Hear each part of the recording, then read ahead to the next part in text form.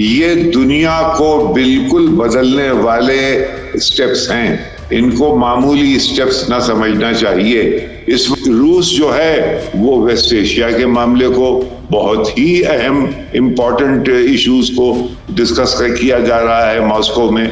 तो यानी एक तरफ तो ये है कि साहब ये बात क्या कर रहे हैं कि साहब ताइवान, अब ताइवान का क्या मतलब है कि हम अपने पनडुब्बी भेज देंगे, हम अपने जहाज भेज देंगे। यानी एक तरफ से एक एग्रेसिव मिलिटराइजेशन का मूव दिखाई दे रहा है, और दूसरी तरफ यह है कि भाई समझौते करो, बिजनेस को लाओ, बिजनेस करो, ट्रेड करो, हम लोग एक दूसरे की इकोनॉमी में मदद करें। जब तक दुनिया में हथियार मौजूद हैं तब तक दुनिया में छोटी मोटी जंगें होती रहेंगी।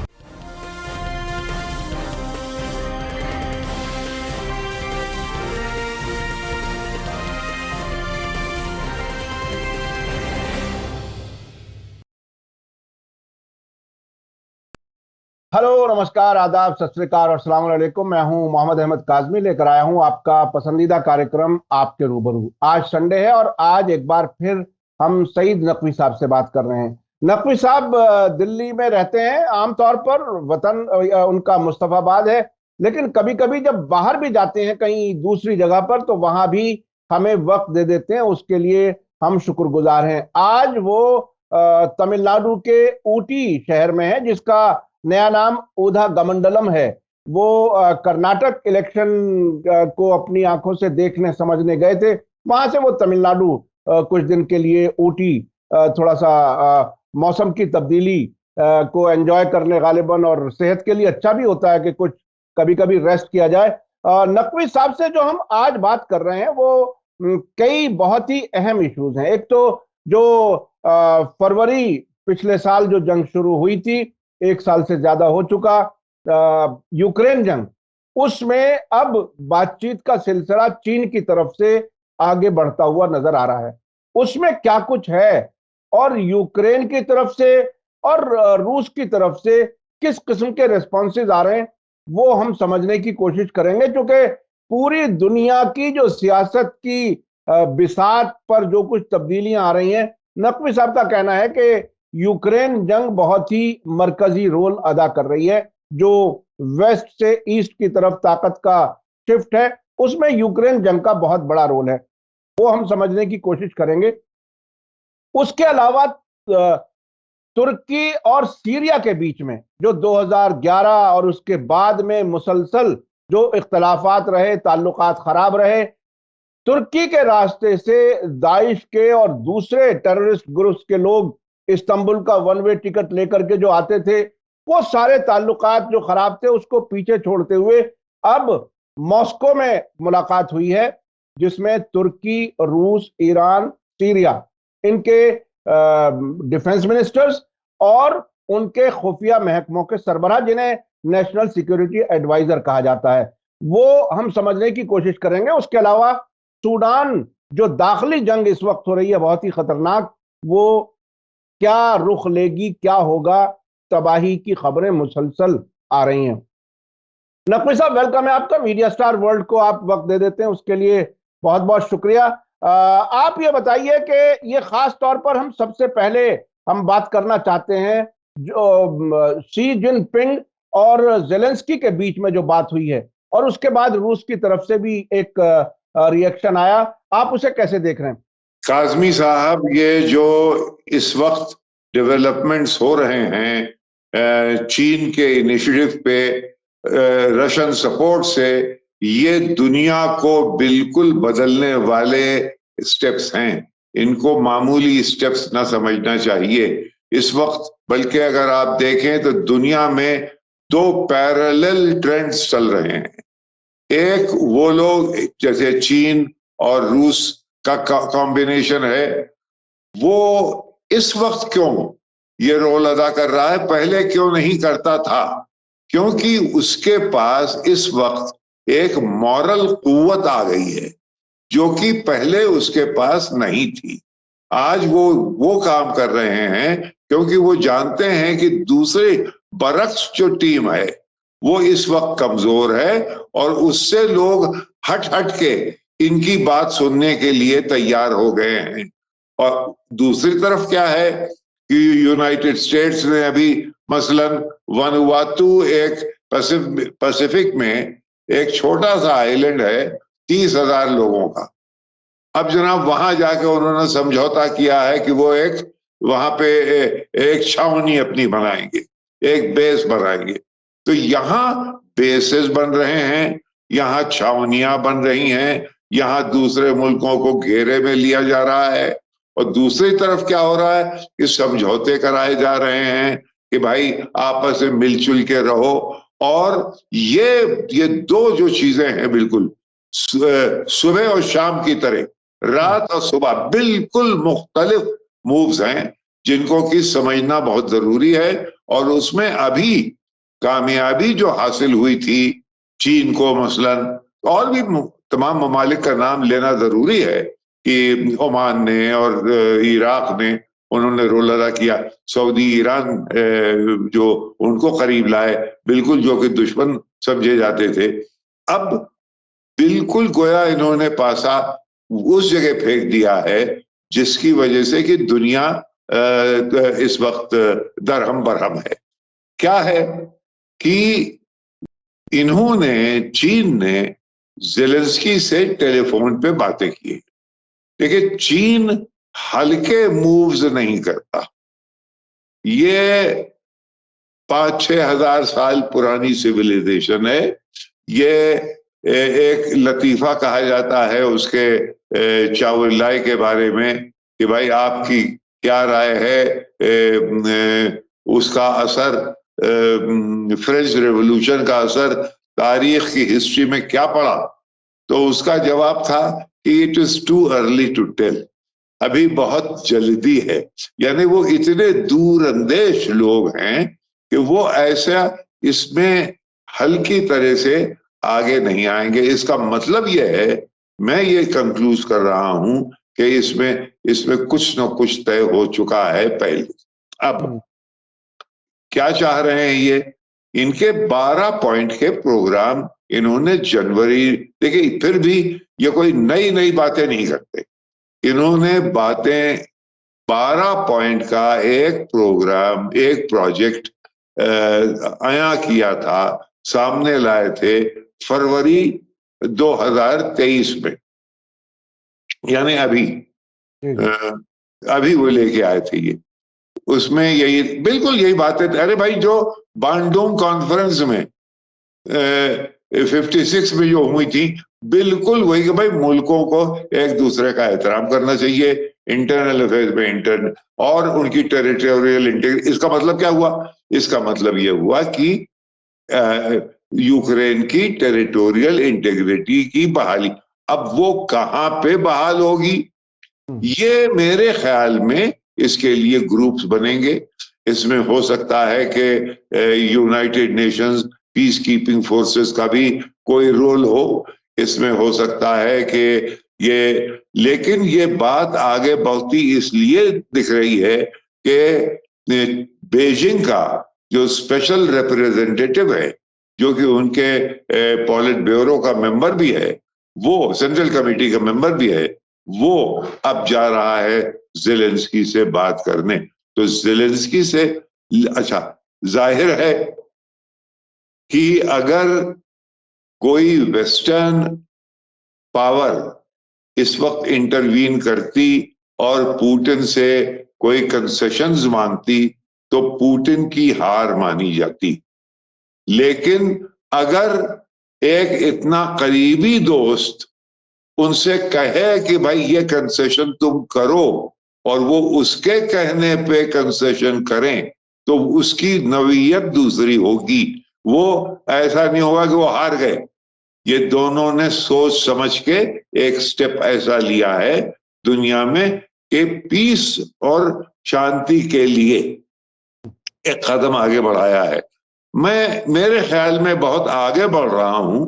अभी इसको, इसकी रविश को देखना जरूरी है, लेकिन ये समझ लीजिए कि ये एक जिसको कि अंग्रेजी में कहते हैं इन्फ्लेक्शन पॉइंट, यानी ये वो मौका है जिसके बाद ये दुनिया बदल जाएगी।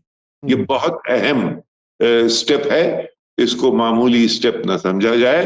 अभी और दूसरे, अभी देखिए, एक सऊदी ईरान का हो गया, अब यहाँ पे आ गए, अब यहाँ पे गोया एक पीस। अच्छा, दूसरी चीज अभी आप ही ने तस्करा किया कि बहुत अहम है जो मीटिंग हो रही है मॉस्को में। ये पहले भी होने वाली थी, लेकिन उसी जमाने में सी जिनपिंग की विजिट हो गई मॉस्को में, लिहाजा वो किसी तरह से पीछे हट गई। अब वही उन्हीं ग्रुप्स के, उनके खुफिया लोग, नेशनल सिक्योरिटी के लोग, डिफेंस के लोग, अब ये डिफेंस के लोग जब आ जाते हैं तो बात में एक पुख्तगी आ जाती है, यानी वो एक एक कॉन्सेप्ट नहीं बल्कि प्रैक्टिकल हो जाती है बात। यार क्या है कि भाई तुर्की की फौजें सीरिया में हैं, किस हद तक कितनी स्पीड से हट सकती हैं, ये सब अब गोया समझौता। अच्छा, ये बहुत अहम इसलिए भी है तुर्की के लिए कि 14 मई को उनके यहाँ इलेक्शन हो रहे हैं, यानी अगर उससे पहले उन्होंने कोई एक ऐसी चीज पैदा कर दी कि जिस तो अर्दोगान का के इलेक्शन में मुफीद हो सकता है, लेकिन दूसरी तरफ असद को भी ये है कि भाई जो टीम इनके खिलाफ है, जो वो हो सकता है वो इनके लिए ज्यादा हमवार हो, तो क्या इनके हाथ अभी मजबूत करें और उनसे हम अपना खेल अभी से बिगाड़ लें। जैसे कि हमारे प्राइम मिनिस्टर ने वहां ह्यूस्टन में कह दिया अगली बार ट्रंप सरकार, और ट्रंप सरकार आई नहीं, तो इस किस्म की कोई हरकत ना हो जाए। तो अभी ये बैलेंस में है मामला, लेकिन अभी इलेक्शन के 14 दिन बाकी हैं, तो ये बात चल रही है और इसका कोई ना कोई समाधान जिसे कहते हैं, कोई ना कोई समझौते निकल के आएंगे। इसमें भी ईरान मौजूद है। देखिए, ईरान का रोल बहुत अहम है कि ईरान क्योंकि सीरिया मैं उस पे आगे आने से पहले मैं आप चाहता हूं कि शी जिनपिंग की और व्लादिमीर पुतिन की मुलाकात हुई थी मॉस्को में अभी मार्च में। उसके बाद अमेरिका वगैरह की तरफ से जो बात आई थी वो ये था कि चीन जो है वो एक तरफा एक तरफ की बात कर रहा है, रूस के व्यू पॉइंट को सपोर्ट कर रहा है, इसलिए वो मीडिएशन कामयाब नहीं होगा। इस किस्म की बातें अमेरिका की तरफ से आई थी। अब जेलेंस्की की तरफ से यह कहा जाना कि एक लंबी और मीनिंगफुल बातचीत हुई है शी जिनपिंग के साथ, तो आप इसमें अब जेलेंस्की को क्या अमेरिका नेटो से जरा हट करके चीन की तरफ बढ़ करके मामलात को हल कराने का इशारा मिलता क्या? आप इसको कैसे देख रहे हैं? भाई, वेस्ट का अभी तक रोल ये रहा है कि हथियार झोंके जाओ यूक्रेन के अंदर, किसी न किसी तरह से पुतिन को गिरा लो। एक साल में तो वो हुआ नहीं, बल्कि मेरे ख्याल में नुकसान वेस्ट का ज्यादा हुआ है और अमेरिका का नुकसान ज्यादा हुआ है। इसलिए अभी ये, अच्छा, उनका ये कहना कि साहब वो बीच में कैसे आ सकते हैं, वो तो एक तरफा हैं, तो अच्छा, तो क्या फिर अमेरिका आएगा और वो दो तरफा होगा? यानी ये तो कोई जिसको कि लीगल टर्म्स में कहते हैं नॉन सेक्वेटर, यानी इसके कोई मानी ही नहीं, यानी बिल्कुल इलॉजिकल बात है कि भाई जाहिर है उनकी उनकी दोस्ती है, लेकिन उनकी दोस्ती में के बावजूद इसीलिए वो कह रहे हैं कि भाई हम पुतिन को हम जानते हैं, हम आपको जानना चाहते हैं, और हम किसी हद तक पुतिन से वो चीजें, वो कंसेशन शायद हम दिलवा सकें जो कि अमेरिका और वेस्ट नहीं दिला सकता, क्योंकि वो अगर कंसेशन उनके कहने पे देंगे तो डिफीट मालूम होगी। एक बहुत ही करीबी दोस्त उनको ये मशवरा देगा तो वो बात, उसकी नवीयत दूसरी होगी, बिल्कुल यानी अलग चीज है। और मैं इसके अंदर बहुत दम देख रहा हूं। अभी इंतजार कीजिए, वो जो नए इनके रिप्रेजेंटेटिव हैं जो कि अभी जा रहे हैं कीव मिलने के लिए, ये बहुत अहम बात है। अच्छा, दूसरी, अभी तक तो अमेरिका डायरेक्टली बात ही नहीं करने दे रहा था जेलेंस्की से किसी को, एक घेरे में गोया डाल रखा था। अब ये उस घेरे से जेलेंस्की निकल के बाहर आए हैं, यानी ये भी एक एक सेटबैक है अमेरिकन डिप्लोमेसी का। जी मुझे याद है नकवी साहब मुझे याद है जब पुतिन की और शी जिनपिंग की मुलाकात हुई थी, उसके बाद में जेलेंस्की ने एक बयान दिया था जिसको आपने उस वक्त कहा था, शायद ये नॉन सीरियस किस्म का रिएक्शन है कि वो मिलना चाहते हैं जिनपिंग से। तो अब उसके और अब के बीच में आपको क्या लगता है कि अब ज्यादा सीरियस मूव ले रहा है कीव और जेलेंस्की, यानी उस वक्त में और अब में थोड़ी सी कुछ तब्दीली महसूस हो रही है? तब्दीली है। उन्होंने वो ये चाह रहे थे कि हम जैसे हम प्रेसिडेंट हैं एक मुल्क के, वैसे ही चीन का प्रेसिडेंट हमारे पास आए मिले, वो ये कह रहे थे। वो जाहिर है नहीं आएगा। टेलीफोन पे बात हुई, यानी उसका नतीजा ये निकला कि एक राबता कायम हुआ और उसमें एक मूवमेंट भी आया, यानी अब डिप्लोमेसी आगे बढ़ेगी। उधर रूस जो है वो वेस्ट एशिया के मामले को, बहुत ही अहम इंपॉर्टेंट इश्यूज को डिस्कस किया जा रहा है मॉस्को में। तो यानी एक तरफ तो ये है कि साहब ये बात क्या कर रहे हैं कि साहब ताइवान, अब ताइवान का क्या मतलब है कि हम अपने पनडुब्बी भेज देंगे, हम अपने जहाज भेज दें। यानी एक तरफ से एक एक एग्रेसिव मिलिटराइजेशन का मूव दिखाई दे रहा है, और दूसरी तरफ यह है कि भाई समझौते करो, बिजनेस को लाओ, बिजनेस करो, ट्रेड करो, हम लोग एक दूसरे की इकोनॉमी में मदद करें। एक किस्सा कई दफे आपको सुना चुका हूं काजमी साहब कि ट्रंप ने जिमी कार्टर से ये पूछा कि चीन हमसे बहुत आगे बढ़ा जा रहा है, हम क्या करें। जिमी कार्टर जो कि बहुत ही सीनियर गोया उनके प्रेसिडेंट हैं, उनका जवाब बहुत दिलचस्प था। उन्होंने कहा तुम गौर करो कि 1968 में एक झड़प हुई थी चीन की वियतनाम से, उसके बाद 68-69 में हुई थी। उसके बाद और उससे पहले चीन कोई जंग में इन्वॉल्व नहीं रहा है, और अमेरिका, हमारा मुल्क, यानी वो अपने कार्टर साहब कह रहे हैं, और हमारा मुल्क मुस्तकिल जंगों में रहा, मुलव्विस रहा है, और एक वक्त एक दिन भी फ्री नहीं रहा है। तो ये फर्क है जिसकी वजह से वो अब वही बिल्कुल लैंग्वेज ट्रांसलेट हो रही है कि यहाँ पे कि भाई मिलिटराइजेशन बेसिस का बनना, मुल्कों को घेरना, यानी ये कि एक कोल्ड वॉर गर्म की जाए फिर से, ये पैराडॉक्स जो है, ताकि कोल्ड वॉर के बगैर एक सिस्टम चल नहीं सकता, और पीस के बगैर दूसरे सिस्टम को दिक्कतें हैं। ये है खेल, ये बन गया। ये बहुत ही अहम है। अच्छा, मैं अब उस पर चलना चाहता हूं जो मॉस्को में बात हुई है। इस वक्त 4 मुल्कों ने मुलाकात की है, तुर्की, रूस, ईरान और सीरिया। लेकिन इससे पहले दिसंबर में एक मुलाकात हुई थी जिसमें ईरान नहीं था, सिर्फ 3 मुल्क थे, और ये तीनों मुल्कों के डिफेंस मिनिस्टर्स और नेशनल सिक्योरिटी एडवाइजर्स थे। उसके बाद में अब जो ये मुलाकात हुई है वो ईरान के साथ हुई है, यानी एक बस हल्की सी तब्दीली है। क्या आपको लगता है कि ईरान की वो अहमियत जानते हुए इन तीनों मुल्कों ने उसे शामिल किया, और शायद कोई लॉन्ग टर्म पीस होने में कहीं ईरान मददगार होगा? आपको इस ईरान के रोल पर क्या क्या आप बता सकते हैं, क्योंकि ये बहरहाल एक कदम आगे बढ़ने की बात है। देखिए, 2-3 चीजें हैं इसमें। एक तो यह कि ईरान के बगैर सीरिया का मामला हल नहीं हो सकता। सीरिया बेपनाह डिपेंड करता है ईरान पे, और ईरान पे, हिजबुल्लाह पे, और इन सब की गोया लिंकेजेस हैं। एक तो वो पहलू है।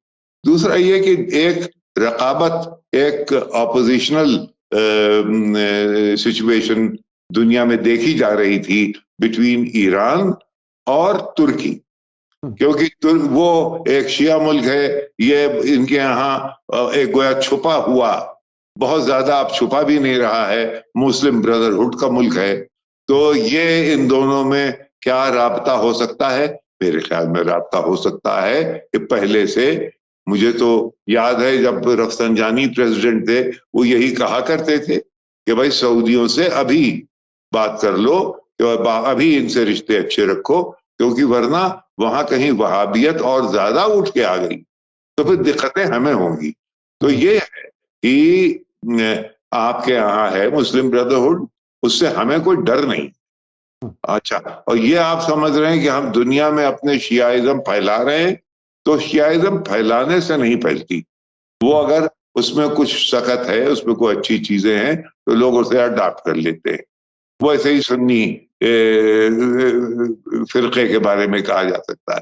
तो ये एक समझौता जिसमें कि ईरान और तुर्की मौजूद हों, उसके अंदर एक आइडियोलॉजिकल पहलू निकल आता है कि वो जो आइडियोलॉजिकल डिवीजन पैदा कर रहा था वेस्ट, वो गोया खत्म हो जाए।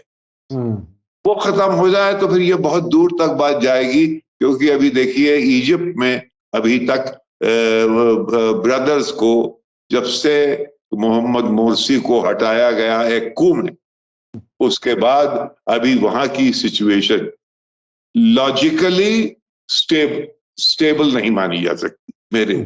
वहां कोई ना कोई तब्दीली दिखाई देगी। मैंने आपसे कहा था 2 तब्दीलियां का मैं मुंतजर हूं, एक इजिप्ट में और दूसरे बहरीन में।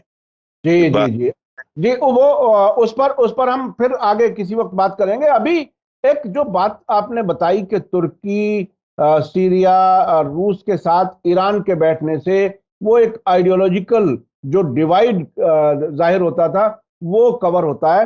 तकरीबन इसी तरह की हालत सऊदी अरब और ईरान के नजदीक आने से भी हुई है। तो ये एक तरह से लार्जर लेवल पर, क्योंकि कहीं ना कहीं तुर्की और सऊदी अरब के बीच कुछ नजरियाती इख्तलाफात सुन्नी होने के बावजूद भी रहे हैं, अगर ये दोनों ईरान से बेहतर ताल्लुकात करते हैं और ईरान को इन्वॉल्व रखते हैं इलाकाई मामलात में, तो ये एक बहरहाल वो जो डिवाइड एंड रूल वाला सिलसिला था वो कम होगा। अच्छा, अब मैं समझना चाहता हूं सूडान में जो दाखिली जंग हो रही है, ये बहुत ही खतरनाक रुख इख्तियार कर चुकी है। अब तक की खबरें ये हैं कि 500 से ज्यादा लोग मारे जा चुके हैं जो मुल्क छोड़ करके जा रहे हैं। चाड में 20,000 जा चुके, साउथ सूडान में 4,000, इथियोपिया में 3,500, ये इस तरह की रिपोर्टें इंटरनेशनल मीडिया हमें दे रहा है। तो अभी क्या सूरत हाल है जो ये अब्दुल फत्ताह अल बुरहान और दूसरे जो आरएसएफ के चीफ हैं मोहम्मद हमदान दगालो, जिन्हें हेमेती भी कहा जाता है, इनके बीच में क्या इंटरनेशनल अलायंसेस अलग अलग हैं जिनको इनको सपोर्ट कर रही हैं? क्या, चूंकि मैं उसको उस लार्जर सिनेरियो को समझना चाहता हूं, आप ज्यादा बहुत अब याद हो, अब हाँ। से, अब जब जॉर्ज बुश का जमाना था, जॉर्ज बुश जब प्रेसिडेंट थे, तो उन्होंने एक कई बार ये बात कही कि world's greatest humanitarian disaster is taking place in Darfur. वहां पे एक उन्होंने दुश्मन फोर्स थी, उसको वो कहते थे जंजवीद। जंजवीद कहते हैं हॉर्समैन, वो हॉर्समैन जो कि ऑन द मूव रहता है। यहां पे था क्या, झगड़ा है सूडान के कुछ इलाकों में, बल्कि साहेल के इलाकों में। साहेल वो इलाका है जो कि नॉर्थ अफ्रीका के जो ममालिक हैं उनका जो पिछला हिस्सा है, जो कि सहारा डेजर्ट से मिलता है, उनमें जो ममालिक हैं उनको साहेल कहते हैं। तो ये साहेल में और इनमें झगड़ा क्या था कि ये जंजवीद के लीडर रहे हैं दगालो साहब, ये उस जंजवीद के लीडर, जंजवीद क्या है? एक पुराना आबाई झगड़ा चल रहा है नोमैड्स में और सेटल्ड एग्रीकल्चरिस्ट में। ये सिविलाइजेशन का बहुत पुराना झगड़ा है। यानी वो लोग जो कि हर्ड्स हैं, भाई गोट हर्ड है, कैमल हर्ड्स हैं, और एक जगह सेटल्ड एग्रीकल्चर है, तो उन दोनों में एक रकाबत है। और उसको एग्रीवेट कर दिया गया था तब। उसके लीडर थे ये दगालो। उसके बाद जो समझौता हो गया, साउथ सूडान बन गया, और इनकी और ये नंबर 2 बन गए। अब नंबर 2 जो होता है वो कू वगैरह के बाद वो हमेशा नंबर 1 के लिए थ्रेट रहता है। उसके अपने एम्बिशंस होते हैं, उसके अलग लोग होते हैं, उसकी अलग मिलिट्री फोर्सेस होती हैं, और वो एक रकाबत का फायदा बाहर के लोग, देखिए जहां भी जंग खत्म होगी, जैसे ही एक एक तरफ यमन की जंग खत्म हुई, समझे ना, रेड सी के दूसरी तरफ, रेड सी के एक तरफ जंग खत्म हुई तो रेड सी के दूसरी तरफ एक पन्ना खोल दिया गया, समझे। और वो यही, जब तक दुनिया में हथियार मौजूद हैं तब तक दुनिया में छोटी मोटी जंगें होती रहेंगी।